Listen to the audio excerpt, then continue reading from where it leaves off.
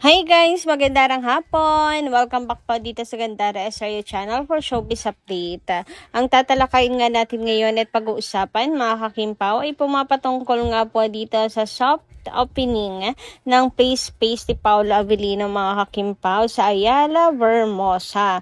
Pero bago po tayo magsimula mga kakimpaw, sa mga hindi pa po nakaka-subscribe sa ating channel, pakiclick lang po tayo na ating subscribe button at notification bell na nariyan po sa baba para maging updated po kayo at ma-notify tuwing may bago tayong chika at balita hingga sa Kimpaw.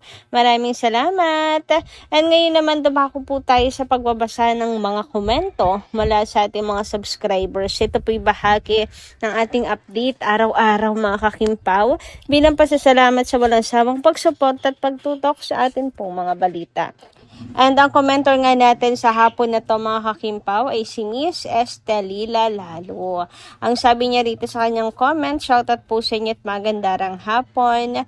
The greatest gift ng isang nagmamahal ay yung piliing ibigay ang supposed to be a history in the making para kay Kimi, pero nakiusap pa na ibigay kay Paolo. Sa palagay ko, walang time si Kimi magbigay ng comment na ganyan kay Raisa May. Panira pa rin ng mga basher yan.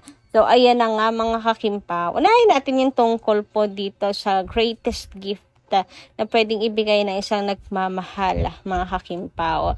So, nais siya sigurong sabihin dito ay yung i-give up, ay marunong kang mag-give up para sa taong mahal mo, mga kakimpaw. Tulad yan, yung kay Kim, di ba? History in the making na yun. Twice siyang makaka-receive ng award, mga kakimpaw. Pero mas pinili niya na si Paolo Avellino ang siyang lumakad po sa red carpet, ang manalo at makakuha po ng award, mga kakimpaw, o umuwi ng awards. Sa halip na siya. So, wala talagang insecurity si Kimi, mga kakimpaw, no? Kasi, hindi naman po yung pipitsuging award lang na para i-give up na lang ni Kim, ipamigay na lang sa iba. International award yan. Napakalaking award, mga kakimpaw. Hindi basta-basta na award yan. Nakakaloka. So, pero kayang i-give up yan ni Kim para sa taong mahal niya, para kay Paolo Avellino, diba mga kakimpaw? Wala talaga insecurity si Kim, di siya naiinggit, hindi po siya sa Kim. Talagang mabuti po ang puso ni Chinita Princess. Yung iba kaya, kung maari, ay syempre, di naman yun basta-basta. Alam nyo ba, meron akong nasagap, mga kakimpaw, na mga artist daw, tumataas ang talent fee depende sa award. So, syempre, kapag ikaw maraming mga awards na, tumataas din yung talent fee mo. O, hindi pagkakataon na yun ni Kim, di ba, mga kakimpaw? Kaya yung iba, dinadaya na po yung award, mga kakipin. Ako, ang dami nang napabalitang ganyan, mga kakimpaw. Binayaran para si ganito ang makakuha ng award sa halip na si ganito. Binayaran ng manager nung mahawak sa kanila, mga kakipi. Diba? Ang tindi. Pero si Kim, hindi niya yun naiisip. Hindi niya yun iniisip, mga kakimpaw. About naman kay Raisa May, ayun, double time nga to mga bashers kasi nga, ginagawan pa nila ng kwento si Kimi. Tapos na yung issue, pero wala, nag-iimbento na naman sila ng bagong kwento. Ganun talaga, mga bashers nga, di ba? Di talaga nila titigilan si Kim, hanggat hindi ito nadudurog. Anyway, sabi naman dito ni Miss Jocelyn Loquias, tama si Kim, hindi malandi, nagtatrabaho lang siya ng maayos. Yung mga inggit, laging may sinasabi. Pigilan niyo si Kim dahil nagtatrabaho lang siya at nagnenegosyo. Yes, nagpapayaman lang si Kimi. Nagpapayaman ang nagpapayaman. Silang dalawa ni Paolo Avellino. Wala po sila ibang ginawa kundi ang magtrabaho, mga kakimpaw, mag-focus sa kanilang career, mag-focus sa kanilang business, mga kakimpaw. Yan po ang inaatupag nila Kim and Paolo. Kaya sila, payaman lang po ng payaman, pataba lang po ng pataba ang bulsa. Pero malinis naman, mga kakimpaw, no? Hindi kagaya itong mga bashers, ayan, ang mga kinikita nila ay mula po sa kaitiman ng kanilang budhi, mga kakimpaw. Panay ang gawa ng issue at paninira kay Kim and Paolo. Buti pa sana kung basta na lang nilang nililink si Kim and Paolo kung kani-kanino. Ay hindi eh.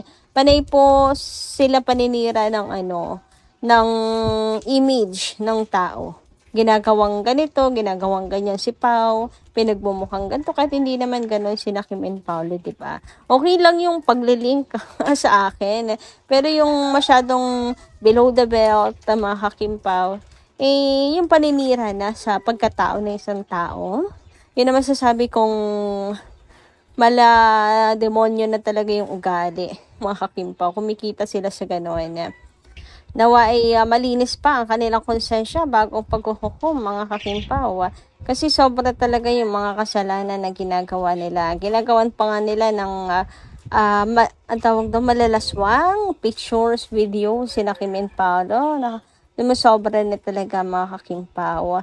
Anyway, pag-usapan naman natin ang tungkol dito sa ganap kahapon sa Showtime. Di ba nga, si Kimi po ay napagkatuwaan. Kasi si Kim wala po sa letter na kanyang binasa na pinasalamatan po, mga kakimpaw, ni Tatay Dom. So, syempre kung ano mo yan, umani ng samot-saring reaction mula sa mga netizens.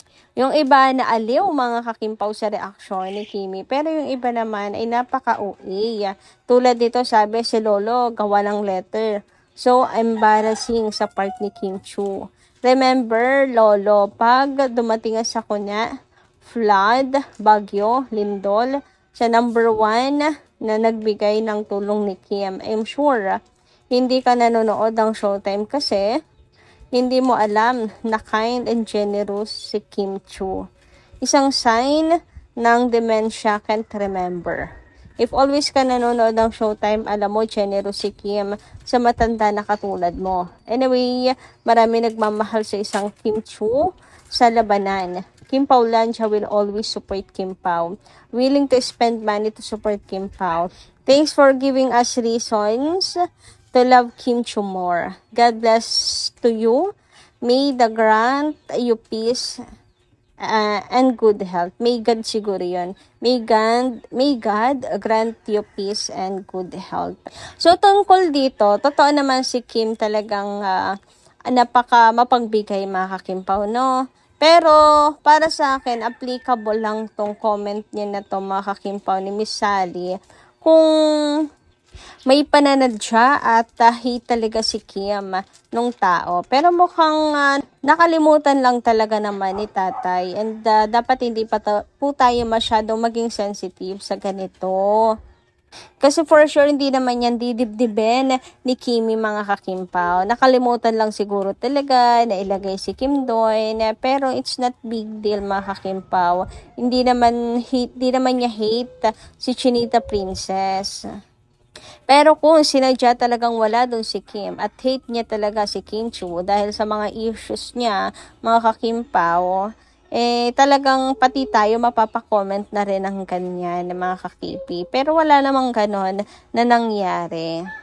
Nakalimutan lang siguro. Claim na lang natin na sana nakalimutan nga lang niya, di ba, mga kakimpaw. Anyway, dumako naman po tayo dito sa soft opening ng Play Space ni Paula Avellino sa Ayala, Vermosa, mga kakimpaw. Yes, ngayon nga po ang opening ng Play Space ni Paula Avellino. Isa po ito sa kanyang business venture, mga kakimpaw. And kung makikita nyo nga po dito, grabe, ang dami po agad mga tao. Ayan, dinumog po ng mga fans talaga. Dinagsa ng mga tao ang soft opening. Mabenta naman kasi talaga yan sa mga kiddos, mga kakimpaw. Maganda talaga yung ganitong business, mga kakipi, kasi marami talaga mga bata ang gustong maglaro sa mga ganyan. So kapag ka namamasyal, labay talagang ma-attract po ang mga bata pumasok sa ganyang palaruan, di ba, mga kakimpaw? Kaya naman tingnan nyo, soft opening pa lang po yan. Hindi nga po masyadong pre-promote kaya ni Paolo Avellino, mga kakimpaw eh. Pero dinagsa po ng mga tao, ang daming tao sa soft opening pa lang po yan.